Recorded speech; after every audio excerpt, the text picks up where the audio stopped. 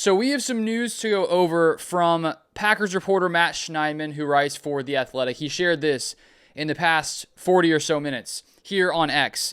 Matt Schneidman. The Packers are looking into the possibility of signing free agent cornerback Asante Samuel Jr., according to a source. Nothing definitive, but there's interest. And so the Packers did not make any type of trade before the deadline, and now it looks like they may be able to add a free agent here. And of course, that's in a sense preferable because you don't have to give away any type of draft capital. And considering the Packers already gave away 2 first-round picks, I would assume Brian Gutekunst right now is sitting up there in his office not wanting to have to give away more draft capital because the Packers love draft picks.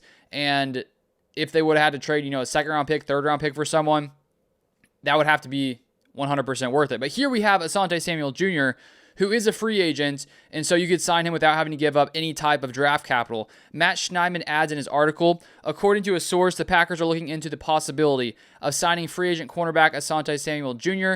Samuel, a 26-year-old 2021 second-round pick of the Chargers, was recently cleared for football activity after undergoing spinal fusion surgery in April, according to ESPN.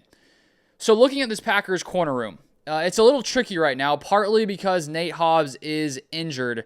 Let me share here what it came out from Ryan Wood yesterday. Ryan Wood shared, after playing through knee pain for the past month, Green Bay Packers cornerback Nate Hobbs is expected to miss at least the next 2 games with a sprained MCL, a source told Packers News. So that was on packersnews.com by Ryan Wood.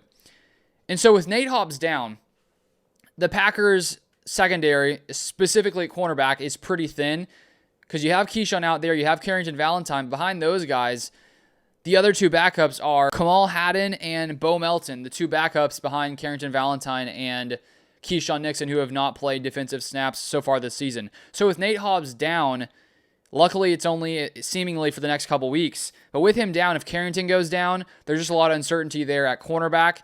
And I know that with Bo Melton moving from wide receiver to corner, there was a ton of hype in training camp, and he hasn't really gotten an opportunity out there. You never know. He could go in and play good football, but at the same time, there is a lot of uncertainty there. And even if Nate Hobbs had not gone down with an injury, I could have seen cornerback being a position that did make sense if the Packers did want to make some kind of trade.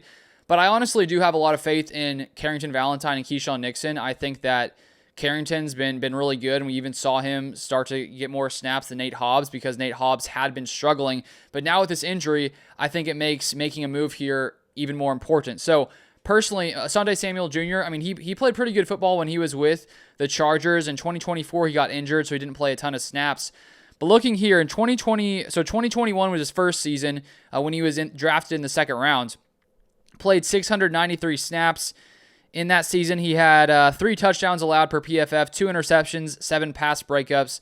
Then in his second year, 2022, he had 5 picks, 11 pass breakups. Third year, 2 interceptions and 11 pass breakups. So he's a guy who, can get interceptions, and he mainly played outside corner during his time with the Los Angeles Chargers. And so I guess a question that teams who are interested in signing him are probably going to be curious about his injury when it comes to that spinal fusion surgery, because obviously you need to make sure that you feel he's ready to go before you pay him whatever he's looking to make out here in the open market. But if you could sign him for a relatively cheap deal, it just definitely gives you a lot more security if you're Brian Gutekunst looking at this Packers corner room with the injuries you're already experiencing.